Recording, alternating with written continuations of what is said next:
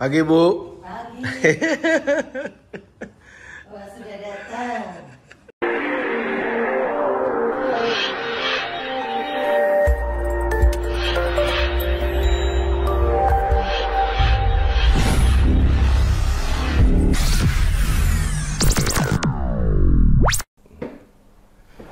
Nuwun, selamat pagi, Bu Pagi. Kris.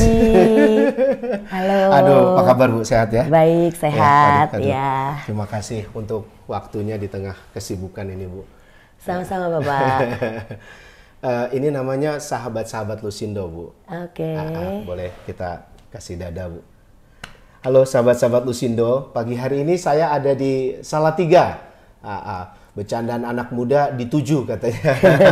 Itu kalau soalnya 10, Pak. Oh gitu, kalau soalnya 197. Tuh kan, ini dosennya cocok ya. Saya ada di Fakultas Psikologi UKSW dan Universitas Kristen Satya Wacana.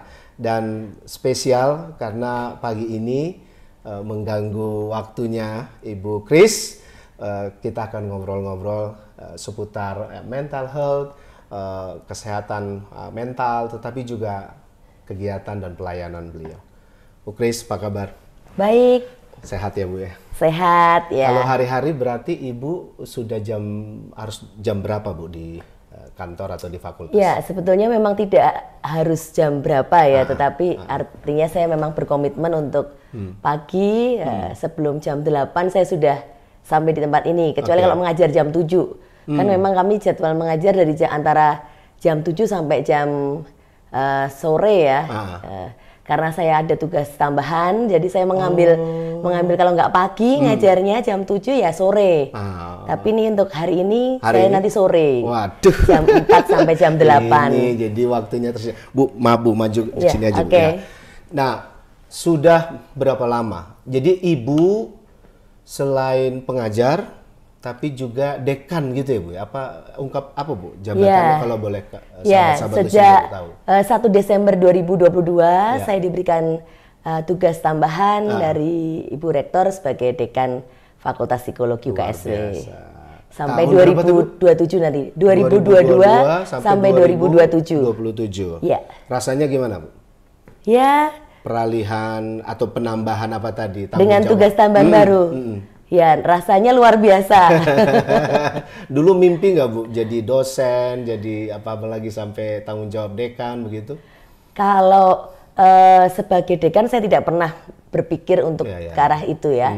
Tetapi karena diberikan tugas tanggung jawab ya saya berikan. Tapi sebagai pengajar ya, memang menjadi. Kalau sebagai pengajar memang sejak kecil saya pernah katanya mbah saya ya, karena mbah saya dibesarkan oleh mbah begitu sejak usia 3,5 tahun sampai dengan SMA. Katanya sejak kecil tuh kalau apa namanya? Ibu dibesarkan oleh mbah? Iya, betul. Orang tua? Orang tua ada, karena memang dulu itu mbah saya itu sakit. Sakit, divonis Mbah Putri. Ya, divonis dokter itu CA apa namanya rahim begitu. Dan waktu itu divonisnya katanya sekitar hanya ada 6 bulan begitu harapan hidupnya. Nah, waktu itu saya diminta oleh mbah saya untuk ikut apa namanya dibesarkan oleh beliau supaya jadi penghibur begitulah ceritanya. Dan waktu itu memang kebetulan juga pas papa saya juga pas studi di luar negeri dan mama akhirnya saya bersama mama saya dan adik saya. Mama ikut ke awalnya yang Putri. Ya, tetapi waktu setelah selesai papa studi, Ibu kembali. Ya, papa mama kembali ke Semarang. Semarang ya? Ya, saya tinggal di Kebumen. Kebumen? Ya, bersama Mbah Putri dan Mbah Kakung. Mbah Kakung. Ya. Waduh, berarti Ibu cucu kesayangan gitu. Salah semua disayang ya. Nah, di Kebumen sampai SMP? Di Kebumen sampai SMA. SMA. Ya, dari umur 3,5 tahun lah sampai SMA. Kuliah langsung di UKSW? Kuliah, saya tidak pernah kuliah di UKSW. Saya mengajar di UKSW. Saya kuliah S1 di UGM, Fakultas Psikologi. S2 juga di UGM, Fakultas Psikologi. UGM juga. Kemudian saya juga ambil S2 Hukum di UII, Universitas Islam Indonesia. Ibu hukum, ambil hukum? Iya. Berarti betul. Ada kepengenan apa waktu itu? Nggak ada? Karena saya kan bidang minatnya memang selain psikologi sosial juga psikologi forensik. Jadi aplikasi psikologi dalam bidang hukum. Jadi saya pengen juga sedikit-sedikit tahu tentang hukum. Makanya saya belajar. Ya. Dan S3 di Unair. Ibu di Unair. Ya. Ambil apa Bu kalau boleh? Psikologi sosial juga. Ya. Oh, jadi lengkap itu ya Bu ya. Apa bagiannya dari tadi forensik gitu ya, mau dengan hukum, terus kemudian S3-nya dilengkapi dengan psikologi juga. Baru dipanggil mengajar atau bagaimana? Enggak, saya mengajar sejak 2001 sampai sekarang. Jadi saya begitu lulus profesi, jadi waktu lulus S1 saya lanjut profesi di UGM juga. Ya. Lulus profesi 2001 bulan Agustus, tanggal akhir Agustus lah. Akhir Agustus 2001. Kemudian saya 1 September 2001 saya mengajar di sini. Wah, langsung? Iya. Sampai situ dulu deh Bu, karena ini kan bincang sahabat Lusindo, refleksinya apa Bu dengan perjalanan dari Kebumen, ya Bu ya. Iya. Lalu ya Ibu sebetulnya sudah mendampingi yang putri istilahnya waktu itu ya Bu ya. Betul. Dengan keberadaan, ketulusan, kepolosan kita, dan kemudian sampai hari ini ya Ibu mendampingi juga kan murid-murid, mahasiswa-mahasiswi. Refleksi dari Ibu apa Bu? Ya kalau melihat perjalanan ke belakang itu ya saya melihat bahwa Tuhan memang menyiapkan saya untuk ada orang-orang yang perlu diperhatikan. Itu dia. Itu dia. Kemudian peduli pada orang lain dan juga mungkin juga belajar bersama-sama dengan mereka. Itu dia, belajar bersama. Dan Ibu dipersiapkan begitu ya Bu. Kalau kita boleh ngomong sekarang, tarikan konteks sekarang dengan lihat konteks yang perjalanan waktu kecil. Ibu memang dikondisikan, dibentuk ya untuk memperhatikan, mendampingi orang ya. Meskipun saya juga mendapat banyak perhatian juga dari orang-orang di sekitar saya begitu. Iya, dari perjalanan tadi kecil terus sampai SMA ya Bu. Betul. Ya, kuliah, teman, dosen, sahabat. Menikah kapan Bu? Saya menikah tanggal 11 Oktober. Baru kemarin anniversary ke 21 tahun. Berarti tahun 2003. Salam dulu. Selamat. Iya. Salam hormat kami sama Bapak. Iya, terima kasih. Mungkin juga nonton ini ya. Pak. Kalau bicara keluarga Bu, dengan aktivitas sejak menjadi dosen itu, apa yang Ibu bisa ceritakan Bu? Iya. Bicara tentang keluarga, memang kami menikah 2003. 2003. Kemudian kami awalnya bersama-sama begitu ya di satu tempat di suami pendeta waktu itu pendeta di GKI Salatiga, Tegalrejo Salatiga. Nama Bapak bisa disebut pendeta? Pendeta Wisnu Sabto Nugroho. Itu dia. Beliau memang sudah awalnya waktu menikah belum menjadi pendeta, baru calon pendeta. Calon pendeta, oke. Beliau ditabiskan tanggal 11 Maret 2024. Aduh, Ibu tuh ingat ini ya, ingat banget ya tanggal-tanggal ya.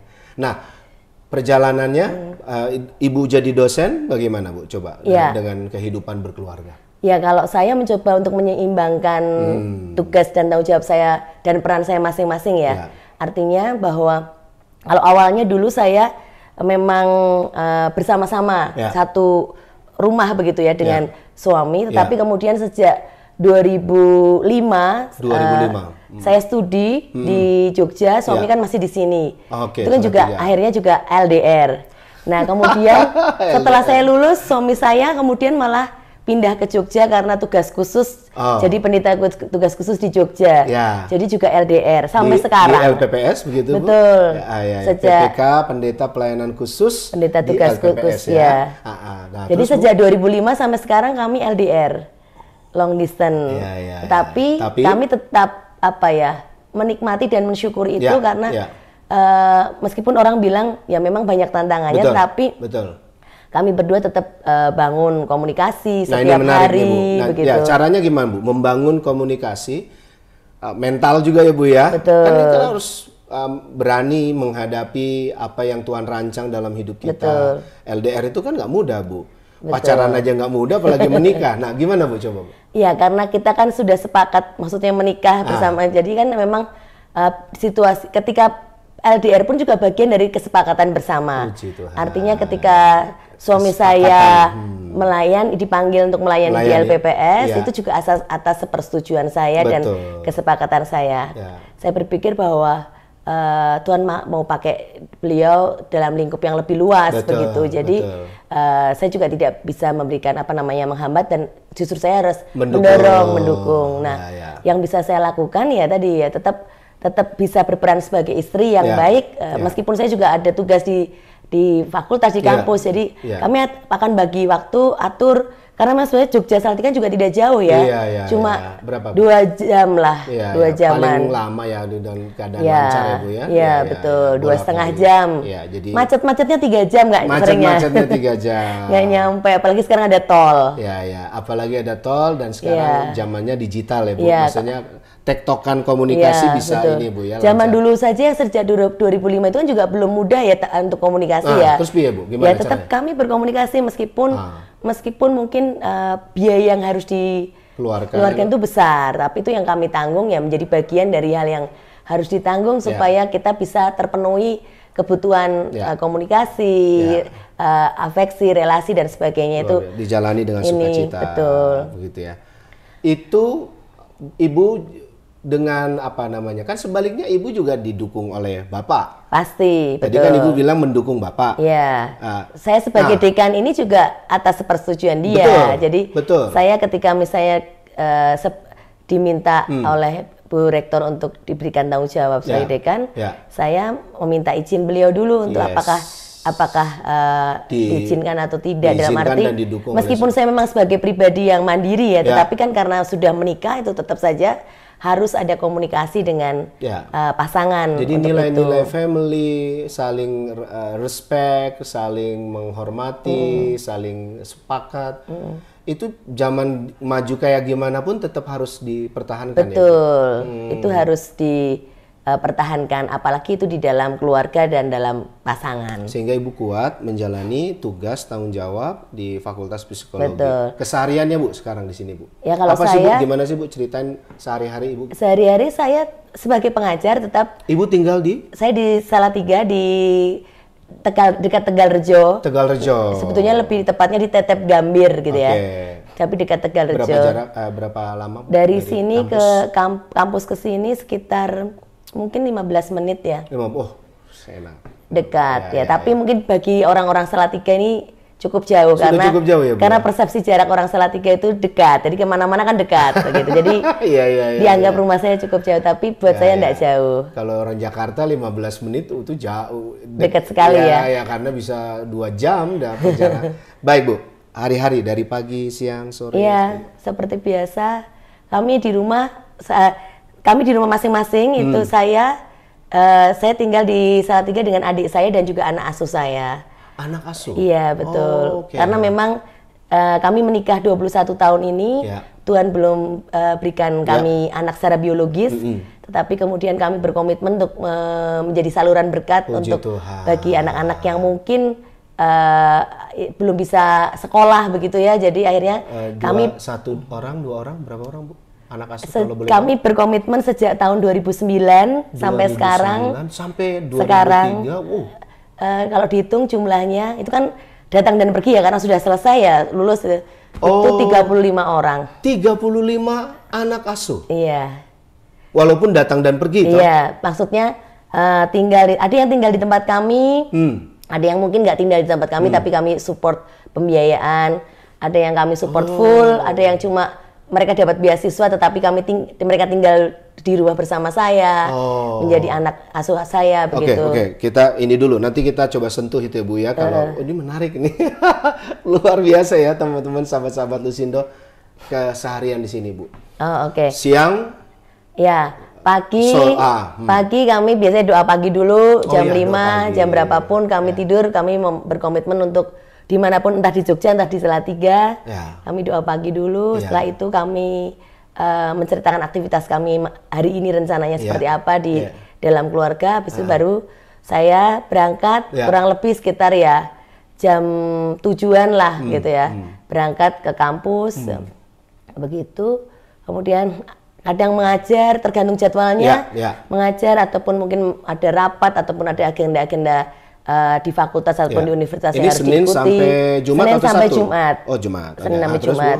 Nah, saya memang berkomitmen bahwa Sabtu Minggu itu memang saya adalah hari untuk Pak Wisnu. Maksudnya dalam arti saya itu mensupport Bapak pelayanan dimanapun saya akan ikut menemani begitu. Meskipun mungkin jauh dan meskipun mungkin Senin pagi saya tetap harus sudah ngantor, tapi tetap saya karena bagian dari komitmen saya saya tetap akan dampingi beliau. Kesepakatan tadi yang dan saya juga tetap Senin pagi juga tidak izin untuk tidak ngekantor meskipun tugasnya misalnya pelayanan Bapak di luar kota yang cukup jauh gitu. Tetap diupayakan mengupayakan tetap jam berapapun pulang. Senin pagi saya sudah sampai di fakultas lagi. Nah, mengajar Bu, kalau boleh tahu Bu, load dan berbagai tantangan kan tidak mudah ya Bu ya.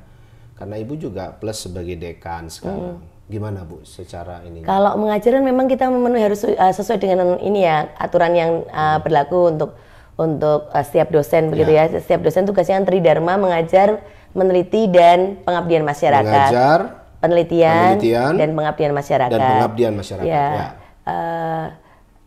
Kalau di psikologi memang beban mengajar cukup besar karena memang jumlah muridnya mahasiswanya cukup banyak. Kami student body kami sekitar 1.400-an. Puji Tuhan, 1.400-an, ya kurang lebihnya. Puji Tuhan, oke. Ya, jadi satu angkatan sekitar 250-an lah. Satu dan angkatannya. Fakultas Psikologi salah satu yang seksi ya Bu ya, menarik sama anak-anak muda sampai hari ini masih Bu, ya. Cukup banyak diminati sekarang dan besok ini ya. juga masih ya Bu ya. Amin begitu. Info saja Bu, istri saya juga psikologi. Dia Atma Jaya. Dan ya kami sering tektokan juga. Jadi memang psikologi sepanjang hayat tampaknya ya Bu ya, sepanjang manusia hidup. Karena ilmu psikologi adalah ilmu mempelajari perilaku manusia ya. Artinya selama ada manusia di situ psikologi dibutuhkan. Jadi kita lingkup pekerjaannya pun juga cukup variasinya sangat luas. Itu kan berarti juga setiap dosen, pengajar, mungkin juga staff ya Bu, juga harus terus upgrade ya Bu ya. Tetap harus belajar juga. Kita semua tetap memang ada haknya juga, maksudnya untuk ada fasilitas juga oleh fakultas ataupun yang difasilitasi oleh fakultas ataupun universitas untuk belajar meningkatkan kompetensi ataupun keterampilan kita, baik dosen maupun tendik juga. Bu, sekarang kan lagi rame soal mental health ya Bu. Kesehatan jiwa, tantangan makin berat, geopolitik, geoekonomi gitu ya Bu, terus kehidupan, tantangan keluarga. Nah, boleh nggak Bu dari perspektif kita, kan ini bidangnya Ibu, apa yang Ibu mau bisa ceritakan, mungkin kondisi sekarang dihubungkan dengan aktivitas pembelajaran kita mengajar dan belajar dari teman-teman mahasiswa dengan survei, penelitian tadi tentang keadaan kesehatan mental Bu. Bisa Ya, kalau menurut saya memang kesehatan mental atau itu sama pentingnya dengan kesehatan fisik kita ya. Sama pentingnya. Jadi sama kesehatan sebenarnya kesehatan secara holistik. Nah, termasuk salah satu bagiannya adalah kesehatan mental. Cuma kadang-kadang orang mungkin lebih concern dengan kesehatan fisik dibandingkan kesehatan mental. Cuma sekarang ini saya melihat memang orang-orang sudah mulai concern juga ya dengan kesehatan mental. Termasuk di Indonesia ya Bu? Iya, betul. Orang kalau misalnya merasa mulai tidak nyaman dengan diri, sudah mulai berani untuk datang konseling begitu atau mencari pertolongan. Kalau dulu kan enggak. Nah, sebetulnya semua orang itu mengarahkan diri untuk menjadi sehat mental. Menjadi sehat mental. Sama halnya kita mengarahkan diri untuk menjadi sehat fisik. Nah, untuk mencapai sehat mental itu kan juga perlu diupayakan. Karena itu ibaratnya seperti kontinum ya. Artinya bisa bagus, tapi kadang-kadang juga kalau kita nggak menjaga dengan baik juga bisa kondisi, apalagi mungkin ada tekanan, ada masalah banyak, itu kita bisa agak menurun, makin ke kiri. Jadi itu memang kontinum ya, begitu. Terus gimana Bu? Nah, orang yang disebut sehat mental itu kalau dia itu sebetulnya punya apa ya, kesejahteraan psikologis. Kesejahteraan psikologis itu ya dalam arti dia ada apa namanya, dia tahu tentang, dia menyadari apa yang menjadi potensi dirinya, apa yang dia miliki, betul, dan kekuatan juga, betul, kelemahannya Bu, dan juga kelemahannya dia juga bisa meminimalkan kelemahannya itu, meskipun mungkin kita punya kelemahan tetapi itu tidak mengurangi nilai kita atau harga kita. Tidak mengurangi nilai kita. Iya, begitu. Dan kita ketika menghadapi persoalan, masalah, kita bisa menyelesaikan, menghadapinya dengan bukan lari atau meninggalkan masalah itu. Juga bukan cari-cari masalah ya. Betul. Dan yang jelas namanya kesehatan mental itu sebetulnya tidak hanya fokusnya pada diri sendiri saja, tetapi gitu juga terkait relasi kita dengan orang lain. Relasi dengan orang lain. Ketika, komunikasi. Kalau relasi kita dengan orang lain tidak bagus, itu juga akan berpengaruh pada kesehatan mental kita. Dan jadi ciri-ciri kesehatan mental bukan hanya tadi terkait dengan kita tahu ada potensi diri kita seperti apa, kelemahan kita seperti apa, menerima kita, terus kita berbahagia, gitu. Tidak hanya itu Bu, tapi juga terkait bagaimana kita bisa berdampak atau berfungsi bagi lingkungan relasional sekitar kita, begitu. Nah, kalau apalagi yang menjadi tantangan ya Bu, ya yang perlu kita perhatikan tentang kesehatan mental ini Bu? Ya, karena kalau zaman sekarang ini kan orang lebih cenderung fokusnya pada diri sendiri ya. Iya, apa-apa saya. Nah, gitu itu yang juga perlu hati-hati karena sekali lagi fokus pada diri sendiri, oke, kita mencintai diri betul, tetapi bukan self love-nya bukan selfish. Nah, kita juga harus melihat pada orang lain, peduli pada orang lain, dan kita juga bisa bermanfaat bagi komunitas di mana kita berada. Itu yang disebut sebenarnya sehat mental. Itu kesehatan mental jadi terkait antara relasi diri sendiri dengan orang lain. Kasihilah sesamamu manusia seperti dirimu sendiri. Matius 22:37 sampai 40 gitu ya.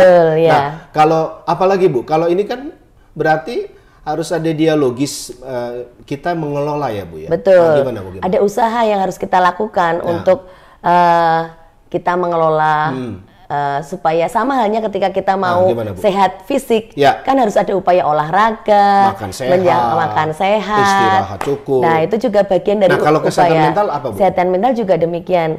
Karena sebetulnya kesehatan mental juga terkait dengan kesehatan fisik juga. Kita juga perlu mengupayakan punya gaya hidup yang sehat. Gaya hidup yang sehat itu juga akan menjaga kualitas fisik kita dan itu berdampak pada mental kita. Kalau kita kurang tidur itu juga mengganggu ya Bu ya? Betul, kan kita jadi uring-uringan, jadi tidak enak. Betul. Nah, tapi juga kan sebaliknya ya Bu?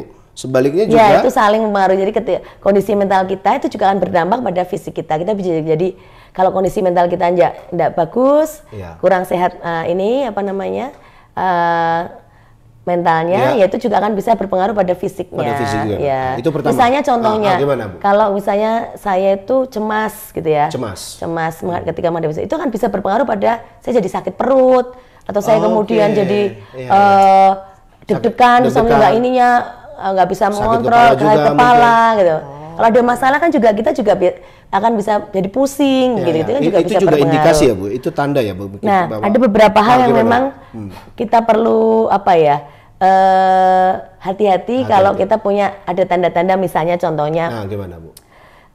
Biasanya itu saya bisa konsentrasi dengan baik, tapi kok ini jadi sulit untuk berkonsentrasi, kemudian mudah lupa atau itu misalnya gitu. Naruh barang atau ingat sesuatu itu misalnya itu juga kita kenapa ya biasanya tidak begitu, atau misalnya muncul emosi-emosi yang misalnya yang kadang kita tidak, misalnya sedih atau takut, berlebihan begitu, tidak terkontrol. Dan kita tidak bisa mengelola itu juga perlu kita hati-hati. Atau misalnya uring-uringan terus tadi misalnya kayak gitu.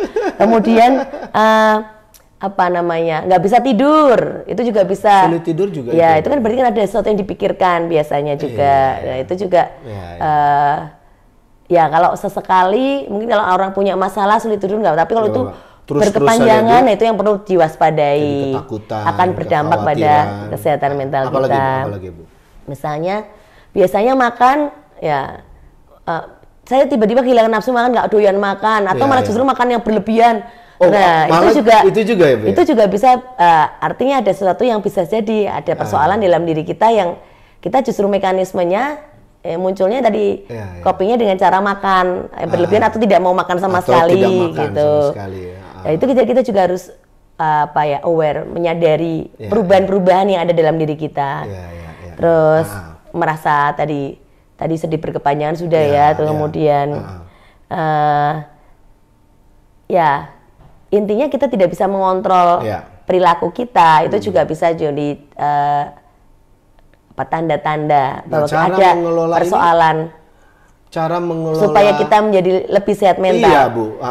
Ya, yang jelas memang kita perlu kesadaran diri menjadi yang lebih baik ya, dalam arti kita menyadari apa yang terjadi dalam diri kita. Seringkali kita kalau melakukan sesuatu kan, apalagi kalau sifatnya sudah rutin, itu kan yang mekanistis itu ya. Kadang-kadang kita akhirnya tidak merasakan, menyadari apa yang kita lakukan. Kita perlu belajar mindful, menyadari apa yang kita lakukan. Termasuk tadi kita jadi menyadari tanda-tanda perubahan yang ada dalam dari diri kita. Kita tahu tadi sebelumnya potensi dan keberadaan kita, tapi juga perubahan yang ada. Nah, itu bisa dilanjutkan dengan apa, Bu?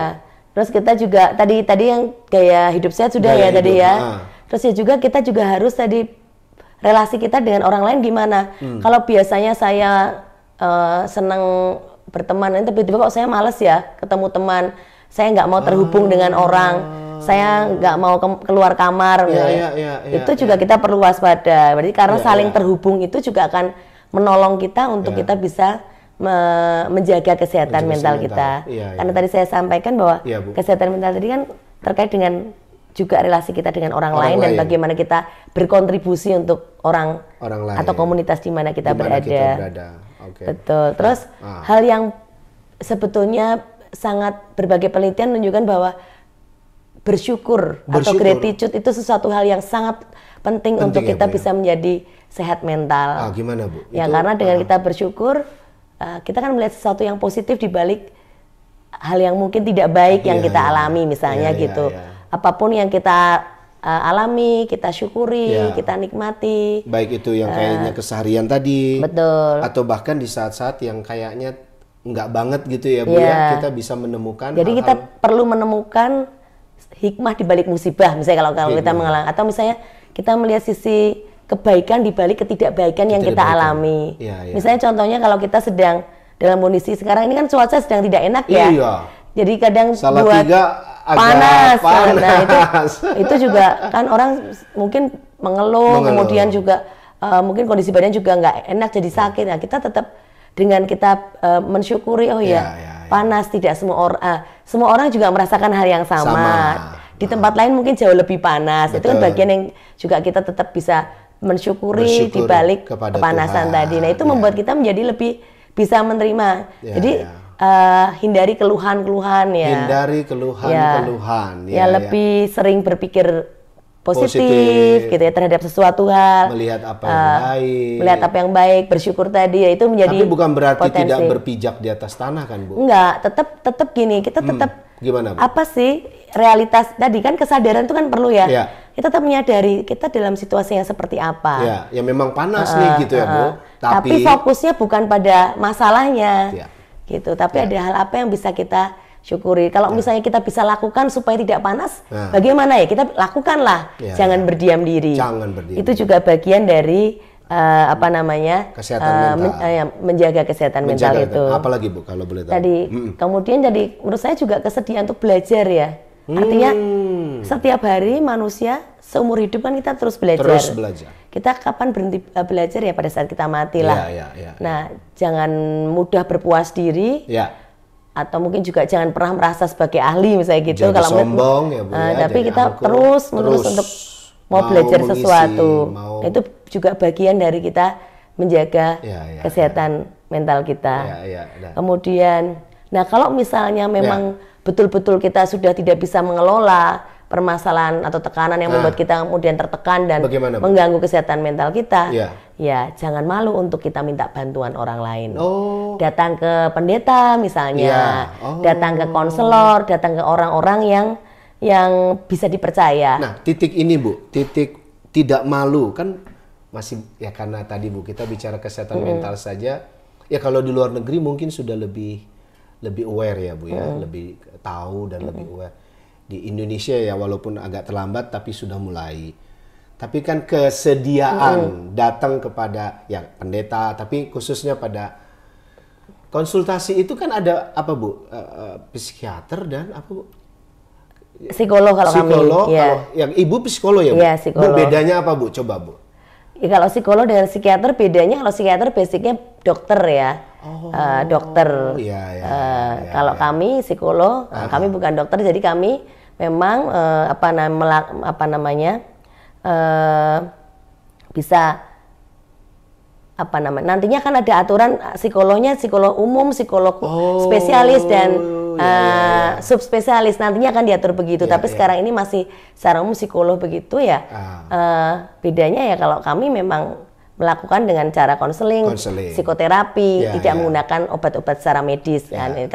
Kalau psikiater itu yang dokter tadi basicnya dokter. Kita kan nggak mungkin, ayo datang gitu toh Bu. Kan perlu apa tadi kesadaran. Ya, menurut saya ya perlu support sistem dari orang tersebut ya. Artinya misalnya keluarga kalau melihat ada anaknya atau pasangan yang kemudian kok ada perubahan perilaku, menyendiri, menutup komunikasi, diajak ngobrol, diajak kenapa, diperhatikan begitu. Tapi kalau memang misalnya ternyata itu masalahnya cukup berat ya didorong untuk datang ke profesional yang bisa menolong begitu. Jadi menurut saya memang perlu lingkungan untuk membuat orang menjadi sehat mental itu tidak sendiri, karena sama halnya sehat mental itu tidak juga sendiri, tapi juga perlu komunitas yang juga support untuk menjadikan semuanya menjadi sehat. Dan karena manusia pada dasarnya memang butuh orang lain kan. Betul. Bu, ya? Dan ini tidak hanya untuk anak-anak kan Bu? Betul, untuk semuanya. Anak, dewasa, yang lanjut usia juga ya Bu ya? Betul.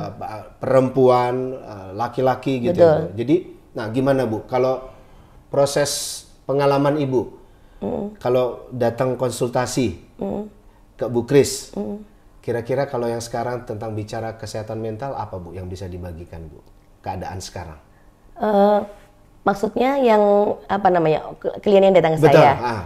Ya kalau saya sih memang karena sekarang saya mengarahkan ke kaitan dengan psikologi forensik, lebih banyak klien-kliennya terkait dengan yang berproses dengan hukum ya, meskipun mungkin keluarga juga ada, misalnya ada dan ya saya akan tetap menyampaikan.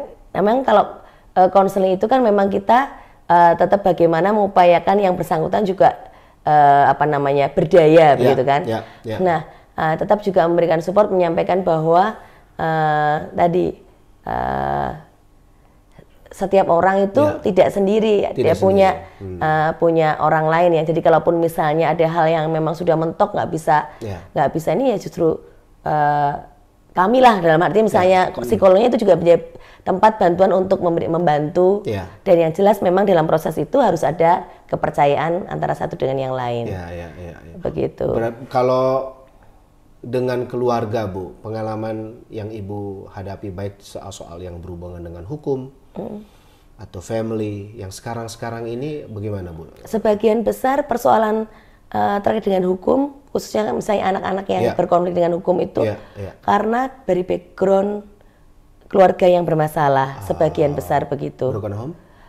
Ya, variasinya macam-macam ya. Pokoknya keluarga yang bermasalah, entah itu misalnya keluarga yang orang tuanya bercerai ataupun orang tuanya tidak bercerai tetapi mereka tidak punya keseimbangan antara disiplin dan afeksi dalam pengasuhan. Disiplin dan afeksi. Ya, karena pengasuhan yang seimbang itu adalah pengasuhan yang baik, itu pengasuhan yang seimbang antara afeksi atau perhatian, apresiasi, dukungan, kasih sayang diberikan, tapi seimbang dengan kontrol ataupun tadi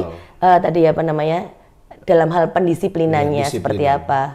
Nah sekarang ini kadang-kadang banyak keluarga yang juga lebih hanya mementingkan lebih kecondong salah satu, entah itu yang lebih menekankan pada kontrolnya yang lebih kuat, disiplinnya saja, tapi efektifnya kurang tidak, ya.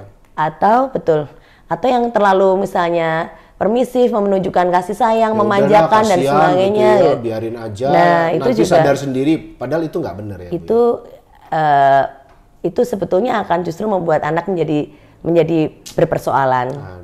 Bermasalah. Nah, makanya bagaimana keluarga itu tadi bisa orang tua secara selaras, secara sepakat tadi menyeimbangkan antara kasih sayang diberikan, apresiasi yang diberikan dengan kontrol, dengan aturan main yang ditegakkan bersama di dalam keluarga.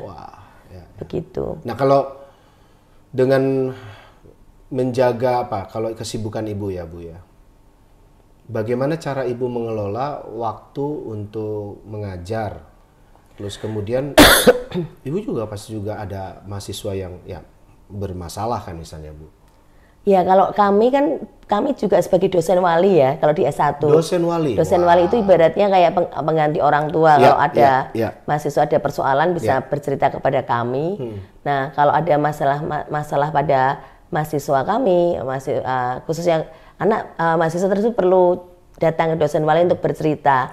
Nah, kalau ternyata mungkin dirasa misalnya perlu dirujuk ke kami punya layanan pusat psikologi. Nah, ini dia.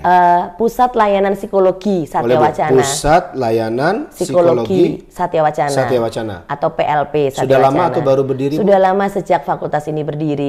Lalu itu apa bentukannya? Nah, itu ada layanan kalau secara khusus untuk mahasiswa psikologi yang memberikan konseling untuk mahasiswa psikologi secara free, gratis. Tapi untuk mahasiswa yang UKSW yang non psikologi tapi ada rujukan atau ini dari rekomendasi dari fakultasnya akan dapat diskon 50% untuk pembiayaan. Untuk masyarakat, Bu? Bagi masyarakat kalau memang ada nah itu kalau terutama untuk lembaga-lembaga yang bekerja sama dengan kami yang memang betul-betul memang membutuhkan, nah itu mungkin bisa didiskusikan lebih lanjut untuk terkait untuk pembiayaannya.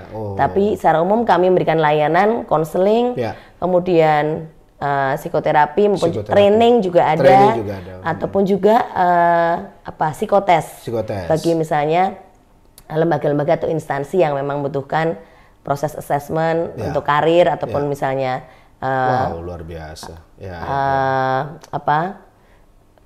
karyawan begitu. Karyawan juga ya Bu ya. Nah, kalau Ibu mengelola ini semua. Kalau jadi kan peta Ibu kan sudah lebih luas ya Bu kalau sekarang melihat. Apa yang Ibu bisa sampaikan ya Bu dengan anak zaman now, terus mahasiswanya. Mahasiswa kan Ibu kan berarti real ya Bu ya, tidak hanya sekedar teori. Tidak hanya kelas, pulang kelas, tapi kan melihat. Yang Ibu bisa sampaikan sekarang tentang kesehatan mental Bu, bagaimana? Ya.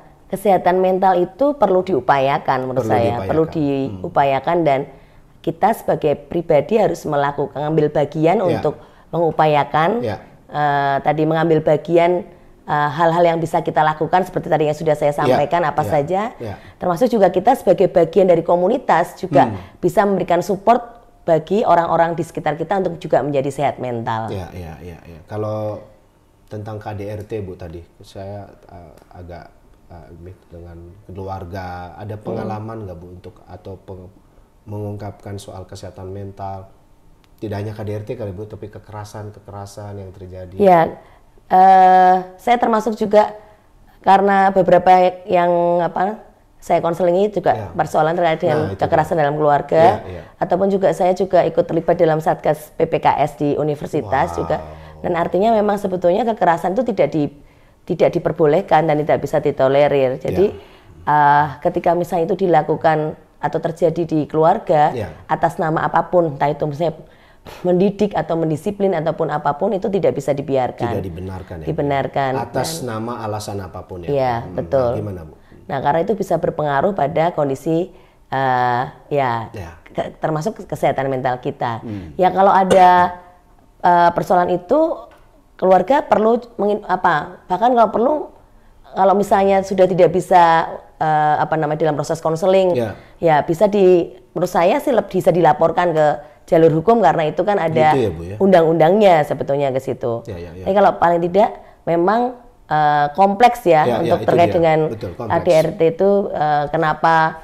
Karena biasanya pelaku itu juga mungkin ada sejarah juga dia mengalami kekerasan juga. Dan itu yang perlu kedua-duanya baik pelaku maupun korban itu memang perlu didampingi untuk mendapatkan pemulihan. Jadi pelaku dan korban dua-duanya itu Bu ya. Iya. Dan memang dan menurut saya kalau memang itu tidak bisa nih tetap juga bisa lewat jalur hukum karena memang itu ada undang-undangnya. Jadi sudah bukan masalah ranah privat lagi tapi sudah masalah publik begitu. Jadi ketika ada orang lain melihat misalnya kekerasan dalam rumah tangga dilakukan oleh suami terhadap istri atau istri terhadap suami ataupun orang tua terhadap anak, orang yang melihat itu bisa memberikan mengingatkan ataupun kalau mereka tidak mau ya karena itu merasa itu sebagai wilayah privat kita bisa melaporkan. Oke. Karena kan Mbak selalu ya Bu kalau setiap fenomena itu bukan karena pada hari itu, pada saat itu kan ada itu tadi yang seperti Ibu bilang ada kompleks ininya. Tautan dan hubungannya dengan tidak hanya masa kecil tetapi pengalaman dari sebelum traumatik dan segala macam ya Bu ya. Baik pelaku maupun khususnya korbannya.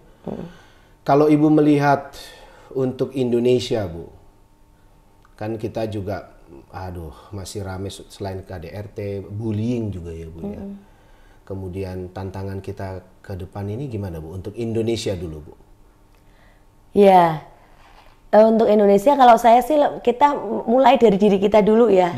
Kalau menurut saya mengajak ya kita atau mungkin juga kita mengajak orang-orang di sekitar keluarga kita dalam lingkup yang lebih luas. Ya kalau saya bisa share ke mahasiswa ataupun juga ke komunitas yang saya. Ya kita menjadi orang-orang tidak melakukan kekerasan. Tidak melakukan kekerasan. Istilahnya pembawa damai. Pembawa damai. Amin. Nah tadi kalaupun misalnya itu ada, ya kita perlu melakukan bagaimana cara membantu atau menolong supaya itu bisa berpulih. Ada pemulihan. Jangan dibiarkan begitu. Karena kita merasa itu kan wilayah private itu tidak bisa diganggu lah, jangan. Betul. Tapi kita bisa melapor gitu. Betul, karena itu sudah ada undang-undangnya. Ada undang-undangnya Bu, ada klausul undang-undangnya.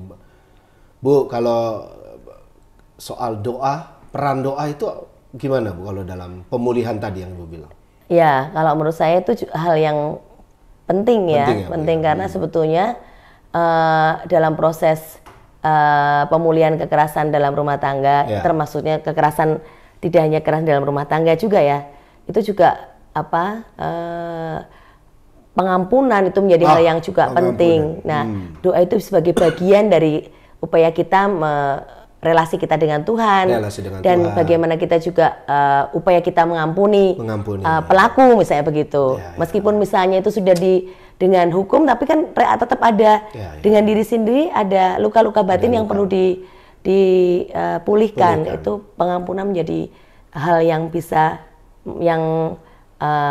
cara untuk memulihkan dan doa sebagai bagian dari cara untuk membantu proses pemulihannya. Dari sisi psikologi Bu, melihat pemulihan itu menjadi bagian apa? Jadi psikologinya harus juga dengan yang lain atau bagaimana? Ya, karena sekarang semuanya hal kan memang harus holistik ya.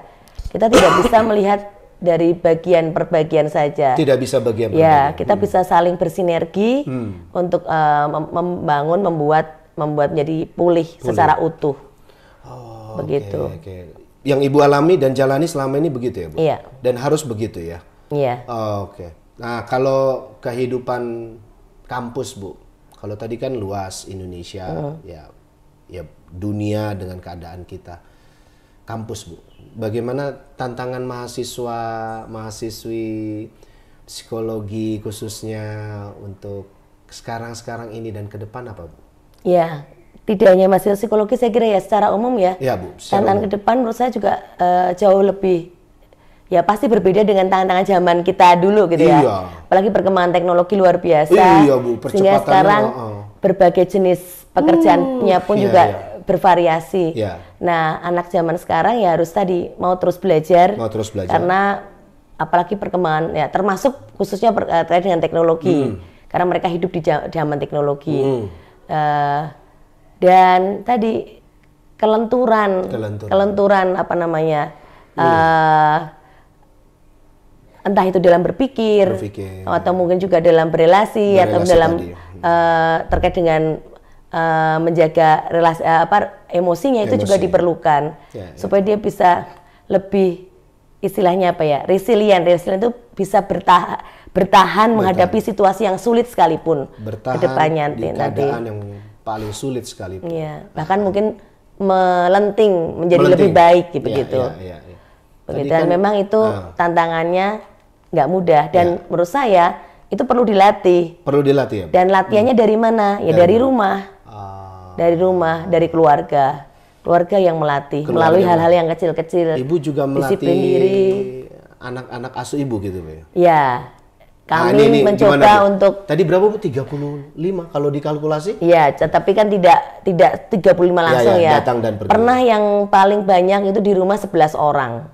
Dalam satu rumah? Iya, pernah ada masa 11 orang. Wah, ini sekarang gimana, Bu? Sekarang di Jogja cuma 6. Di Salatiga 2.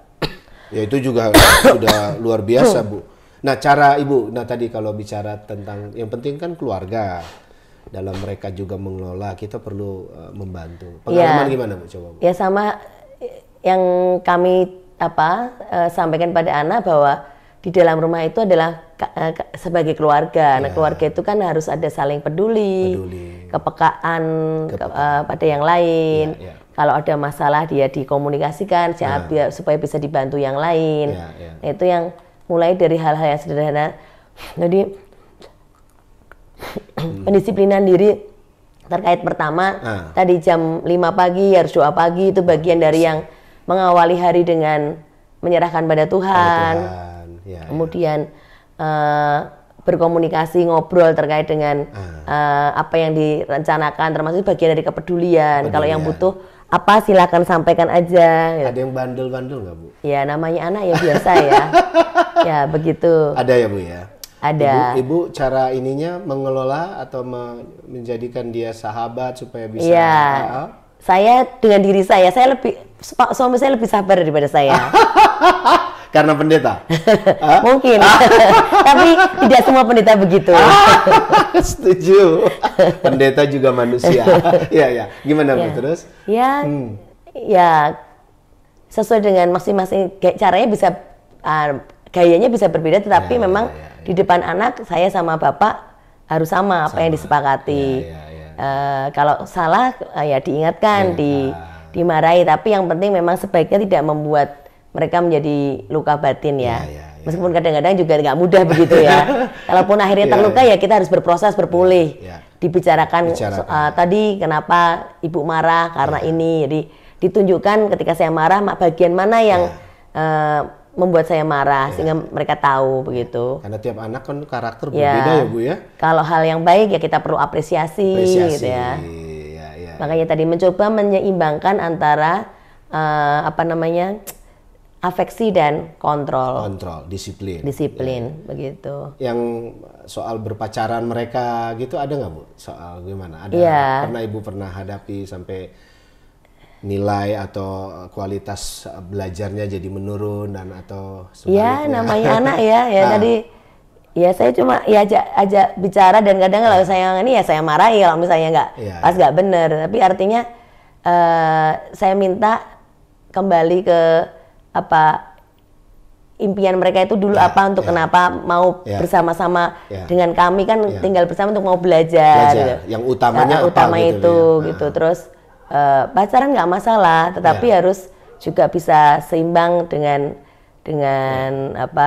yang lainnya, yang utama. Jadi memprioritaskan yang utama apa begitu. Dan berarti mereka makan di rumah, Bu? Ya makan seadanya, apa yang saya makan ya dia makan. Wah, luar biasa.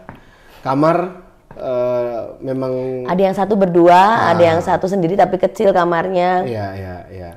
Ya, yang penting sederhana asal mereka mau ya, mari silakan. Tapi kalau mereka nggak mau ya silakan, boleh. Maksudnya tidak berada di tempat saya.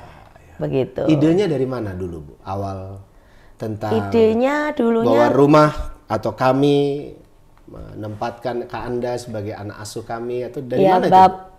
Bapak yang dulu ngobrol terkait dengan keinginannya untuk membuat rumah itu menjadi rumah adalah rumah segala bangsa. Oh.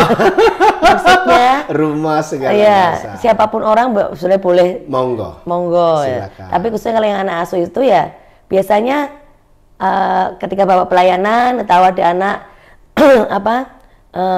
pengen sekolah tapi nggak punya uang, terus ditanya ya mau sekolah, tapi tentunya sekolah yang kami bisa support dalam pembiayaan, maksudnya tidak kan sekarang juga macam-macam ya, harganya mahal ya. Nah saya bilang saya bisa bantu tapi tidak di sekolah yang mungkin yang mahal, yang masih bisa terjangkau oleh kami begitu. Dan tinggal dengan kami itu yang lebih hebat lagi. Ya seadanya, mereka juga di model piket. Model piket. Iya, semua dibagi tugas mengerjakan apa, ada yang nyapu, ngepel, masak, entah laki entah perempuan, semua mengerjakan tugas sama bergantian. Ya karena masak itu kan juga bukan tugas perempuan aja, jadi mereka juga harus bisa masak, gitu. Sampai mereka nanti lulus. Ya, sampai lulus. Lalu biasanya mereka akan pamit keluar, gitu Bu? Ya, biasanya begitu. Tapi juga ada yang pernah belum lulus terus keluar karena mungkin dia ada tempat yang lain atau ada hal yang lain, itu ya monggo silakan.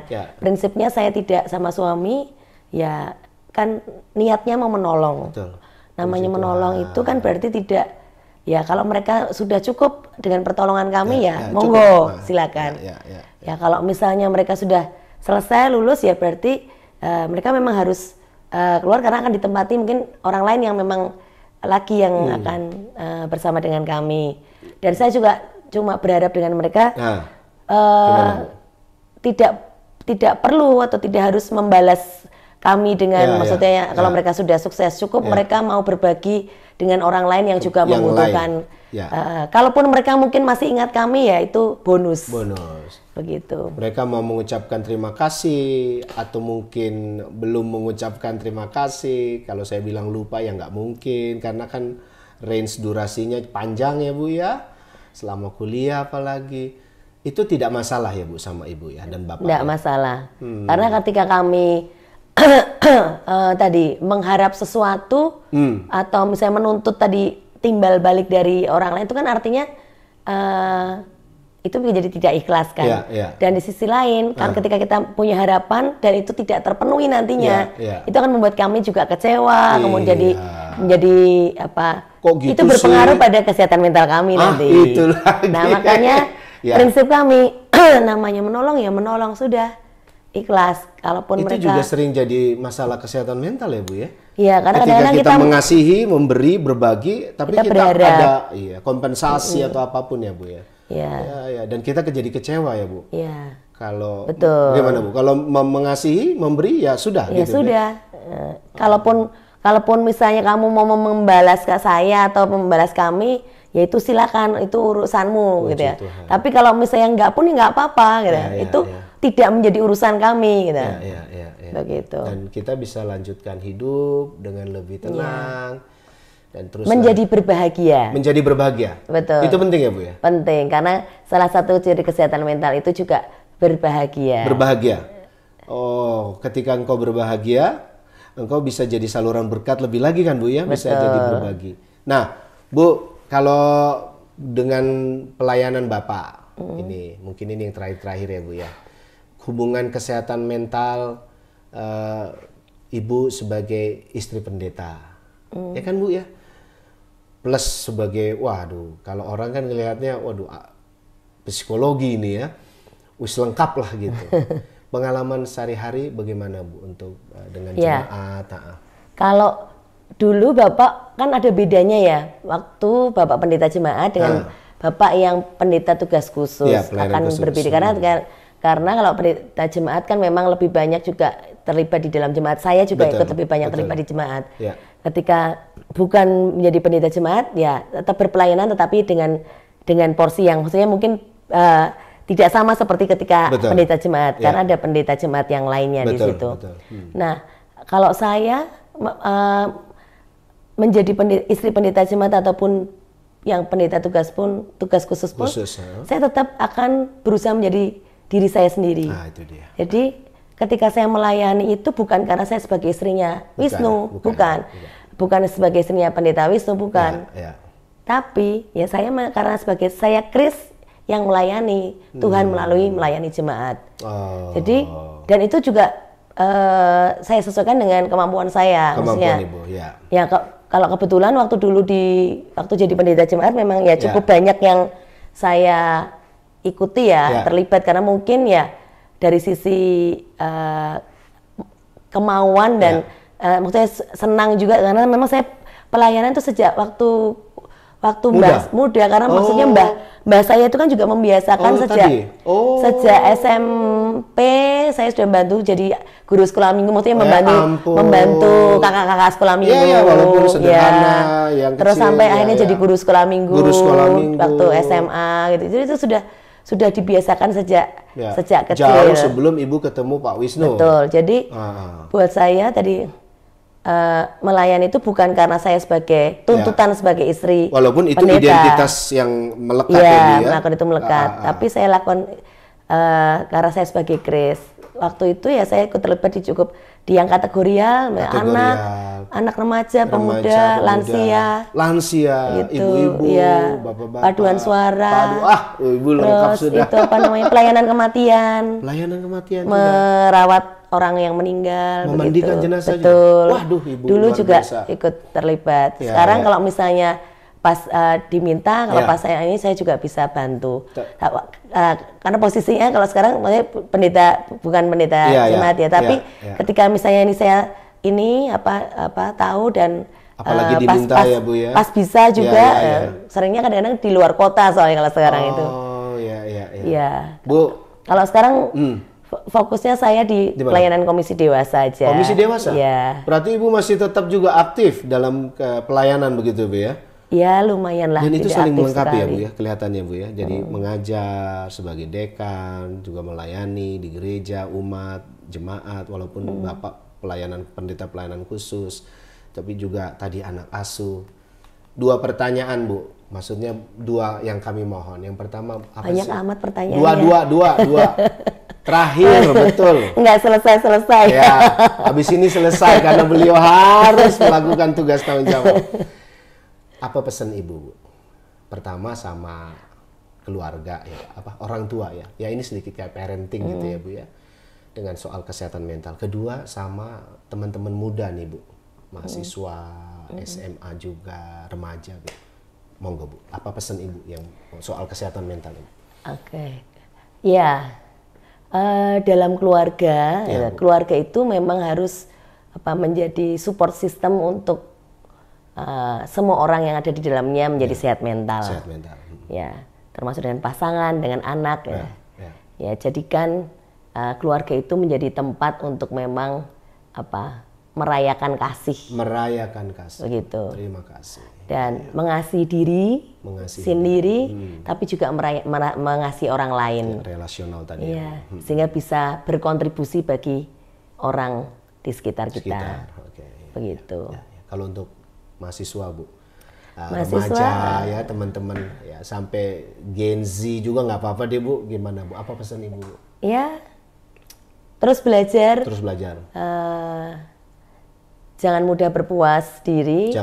Dan apapun yang terjadi disyukuri dan hidup itu harus diperjuangkan. Tekanan, Bu, sekarang kan tekanan ya Bu ya, digitalisasi terus terlalu apa kata orang gitu Bu. Untuk anak-anak sekarang Ibu untuk kesehatan mental gimana tuh Bu? Cek. Kalau ada informasi apa harus cek. Bisa jadi memang kita yang keliru misalnya ya. Kalau misalnya ada masukan dari orang lain, tapi bisa jadi bukan itu. Jadi kita perlu cek. Entah dengan diri kita ataupun juga orang-orang di sekitar kita gitu. Dan terus berproses untuk menjadi sehat mental. Dan jangan jadi gampang patah ya Bu ya. Karena kasus bunuh diri juga sekarang selalu ada jalan keluar di balik setiap masalah hidup kita. Selalu ada solusi ya Bu. Selalu ada jalan keluar. Tuhan pasti akan memberikan jalan keluar. Mungkin kita saat ini belum menemukan. Gitu ya, tapi pasti akan ada jalan keluar. Pasti akan ada. Pasti. Dari Tuhan akan diberi. Ya. Bu Kris, matur nuwun sangat, terima kasih. Sami-sami. Pertanyaannya kebanyakan, tetapi ya ini kami berterima kasih sudah diterima di Salatiga. Kita kapan ketemu lagi mungkin, dan selamat untuk boleh jadi garam terang dunia lebih lagi, Bu. Matur nuwun. Tuhan berkati Bu Kris. Salam Bapak, Bu.